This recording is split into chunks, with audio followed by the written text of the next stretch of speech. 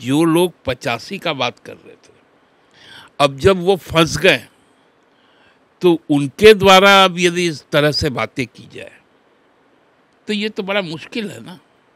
लोगों के आंखों में तो शर्म तक नहीं है, और जो शर्महीन लोग हैं वो आज तक इस तरह के आंदोलन को भी चला रहे हैं और इस तरह की बातें को भी कर रहे हैं। नहीं, मैं वोट मांगने भी जाऊंगा और बहुत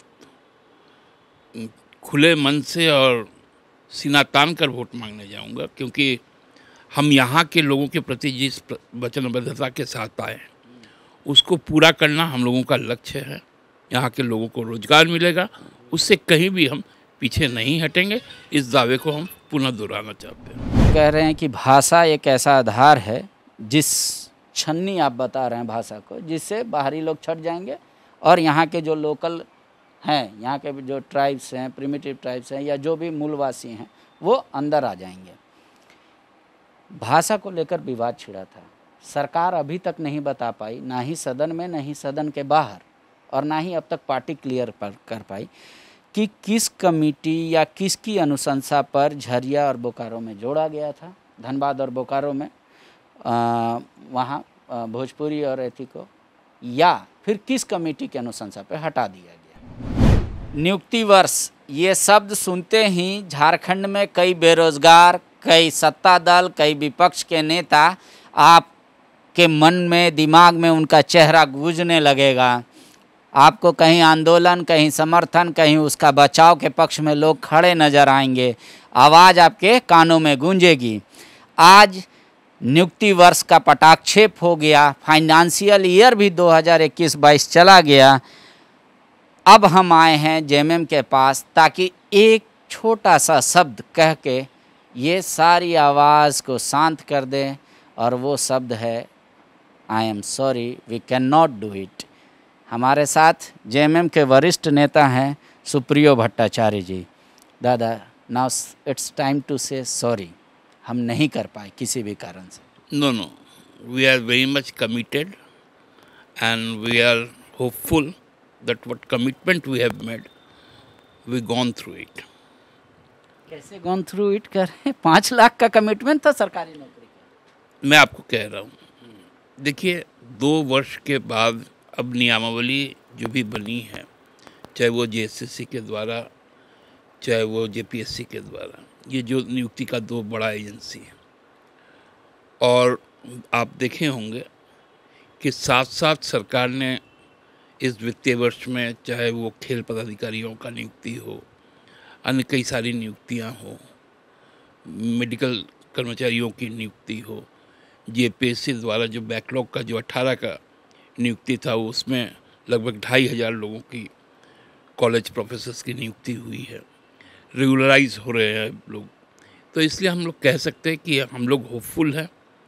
हाँ, अब आप इसको यदि एकदम फिनेंशियल ईयर का कट ऑफ डेट मान लेते हैं तो ये आप एज्यूम कर सकते हैं, लेकिन मैं इसको एज्यूम नहीं करता हूँ, क्योंकि अब हम लोग जिस दिशा की ओर चल पड़े उस दिशा में ये हम लोगों का पहला स्टेप है, और हम लोग आशान्वित थी नहीं, पूरे विश्वास के साथ कहते हैं कि हमने यदि कहा है कि यहाँ के लोगों की नियुक्ति होगी, यहाँ के लोगों को रोजगार मिलेगा, उससे कहीं भी हम पीछे नहीं हटेंगे।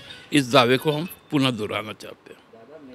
कहना है कि जब नियुक्ति वर्ष बोलते, वर्ष तो एक ही साल का होगा, या तो फाइनेंशियल ईयर मान लीजिए या कैलेंडर ईयर को मान लीजिए, तो मार्च तो ख़त्म हो गया ना।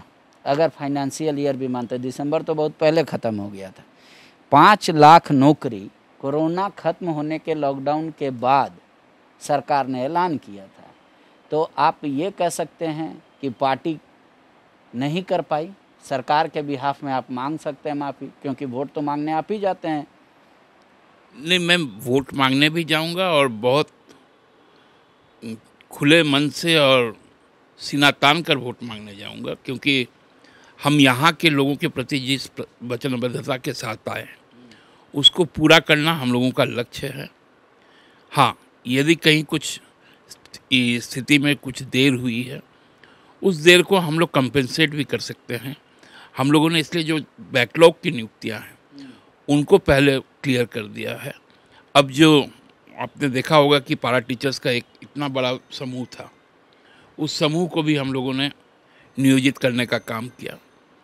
तो जितना सरकार के पास में क्षमताएं थी, क्योंकि नियमावली इसके पहले थी नहीं, चाहे जेएससीसी की हो चाहे जेपीसी की हो, तो उसको पुनः परिभाषित करते हुए हम लोगों ने जो आगे बढ़ने का काम किया, ये हमारे लिए लैंडमार्क है और यहाँ के लोग उसको ज़रूर अप्रिशिएट करेंगे। मतलब अब मीडिया वाले से आप ये चाह रहे हैं कि 65,000 पारा टीचर का नियुक्ति जोड़ा जाए, 2,000 जेपीएससी ने जो नियुक्ति की है वो जोड़ा जाए, इस तरीके से हम लोग का आकलन किया जाए कि हम लोग इतना तक पहुंच गए।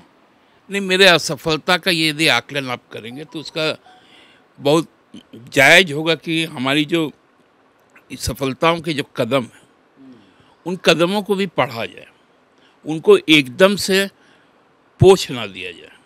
शुक्रिया। लेकिन एक बात और है दादा, जब आपके पार्टी के नेता, आप बार बार अभी कह रहे थे कि यहाँ के लोगों के लिए, यहाँ के लोगों के लिए, आपके पार्टी के कई नेता और वो अभी जो युवा नेता के तौर पे अपने आप को प्रोजेक्ट भी कर रहे हैं और लोग उनको मान भी रहा है, जयराम महतो, वो कह रहे हैं यहाँ का तो परिभाषा ही नहीं हुआ है, यहाँ तो परिभाषित ही नहीं किया गया, फिर किसको बोल रहे हैं कि यहाँ?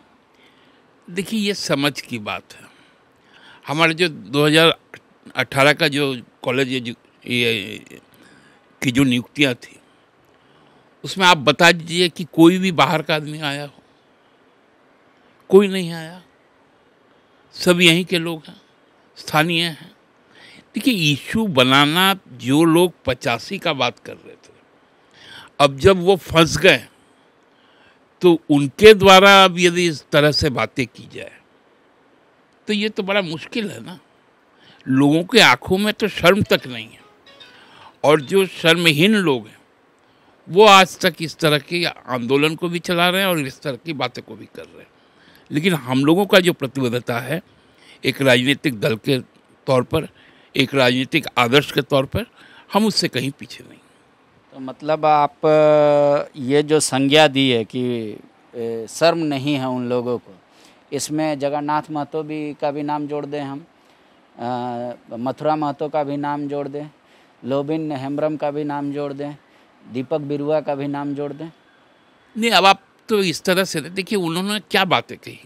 हमारे दल के नेताओं ने, हमारे जो आदर्श है, वही तो मैं कह रहा हूँ कि जो हमारा, जो हम लोगों का शपथ निश्चय पत्र था, जिसके साथ हम लोगों ने जन आशीर्वाद लिया, उससे हम कहाँ विचलित थे। और उसी के तहत जगन्नाथ दा हो, मथुरा दा हो, लोबिन दा हो, दीपक दा हो, आप जितने लोगों की बात कर रहे हैं, कोई भी पार्टी लाइन से बाहर बात कर रहे हैं क्या? तो आप उनके साथ कैसे तुलना कर लेते हैं जो प्रायोजित लोग हैं उन लोगों की? आप तब 1985 का मुहर लगाने वालों से ये सवाल क्यों नहीं करते?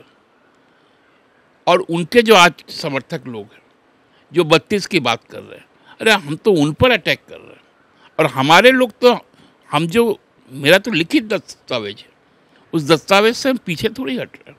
लेकिन पार्टी का नेता सरकार नहीं चलाता, सदन का नेता सरकार चलाता है, और सदन के नेता ने कह दिया, इन लोगों के, आपके जो पार्टी के नेता थे का जिनका जिक्र मैंने किया, ये लोग कह रहे थे कि खतियान आधारित नियोजन होना चाहिए।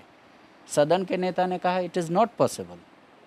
नहीं, यही तो बात कहना, स्थानीयता का मुद्दा खतियान पर आधारित होता है, और नियुक्ति के जो प्रावधान है, उन प्रावधानों में कई तरह के संवैधानिक चीज़ें भी रहती हैं। उस पे हमारे सदन के नेता ने इस बात को स्पष्ट किया है, और आप देखिएगा कि बहुत जल्द जो झारखंडी जनाकांक्षा अनुरूप जो स्थानीय नीति भी बनेगी, और उसी अनुरूप यहाँ की नियोजन नीति भी आप लोगों के सामने आ जाएगी। मतलब जो अभी जो वर्तमान में हेमंत सरकार बनाई है नियोजन नीति, इसमें संशोधन करेगी? इसमें तो हम लोगों ने बहुत सारी अभी प्रारंभिक तौर पर चीज़ें रख दी हैं, जैसे भाषा का जो एक बड़ा हम लोगों का बैरियर है, उस बैरियर में बहुत सारे लोग ऐसे ही फिल्टर हो जाएंगे जो यहाँ के स्थानीय नहीं। तो ये प्रक्रियाएं शुरू हो चुकी है, इसलिए हमने कहा कि वी हैव गॉन थ्रू, हम लोग अब इस पथ पर चल चुके हैं। तो आप उम्मीद रखिए कि हम अपने कमिटमेंट से और हमारे निश्चय पत्र के कमिटमेंट से हम पीछे नहीं हटने वाले। एक बीजेपी का भी सवाल ले लीजिए। बीजेपी कह रही है कि हम 85 में सबको 24 जिला रिजर्व किए ताकि यहाँ के लोगों को मिले, और जब नियोजन नीति 10वीं और 12वीं आधारित आ गई है तो ये तो और भी दरवाज़ा को खुला कर दिया गया है, वहाँ पे और पूरा मास जाएगा। तो सरकार किस तरीके से दावे के साथ कह सकती है कि हमारी पॉलिसी के तहत सिर्फ खतियानधारियों को लाभ हो? देखिए, बीजेपी ने तो इस राज्य को बांटने का काम किया था 13-11, फिर उसके बाद 24। अब उसके बाद क्या किया, वो तो जन दबाव था, जन आंदोलन था, उसके बाद क्या। लेकिन बांटने का मंशा क्यों था? ये जो बांटने के मंशा जो था ना, यही संदेह पैदा करता है उनकी बातों की विश्वसनीयता पर। हम कह रहे हैं कि जो 10वीं 12वीं भी जो चीज़ें हैं वो भी एक बैरियर है, उसके बाद भी कई सारे फिल्टर्स लगे हुए हैं, उन फिल्टर्स से पार पाना बाहरी लोगों को थोड़ा मुश्किल होगा। एक और बात मैं कहना चाहता हूँ, जब आप कह रहे हैं कि भाषा एक ऐसा आधार है, जिस छन्नी आप बता रहे हैं भाषा को, जिससे बाहरी लोग छट जाएंगे और यहाँ के जो लोकल हैं, यहाँ के जो ट्राइब्स हैं, प्रिमिटिव ट्राइब्स हैं या जो भी मूलवासी हैं, वो अंदर आ जाएंगे। भाषा को लेकर विवाद छिड़ा था, सरकार अभी तक नहीं बता पाई, ना ही सदन में, ना ही सदन के बाहर, और ना ही अब तक पार्टी क्लियर कर पाई कि किस कमेटी या किसकी अनुशंसा पर झरिया और बोकारो में जोड़ा गया था, धनबाद और बोकारो में, वहाँ भोजपुरी और एथी को, या फिर किस कमेटी के अनुशंसा पर हटा दिया गया।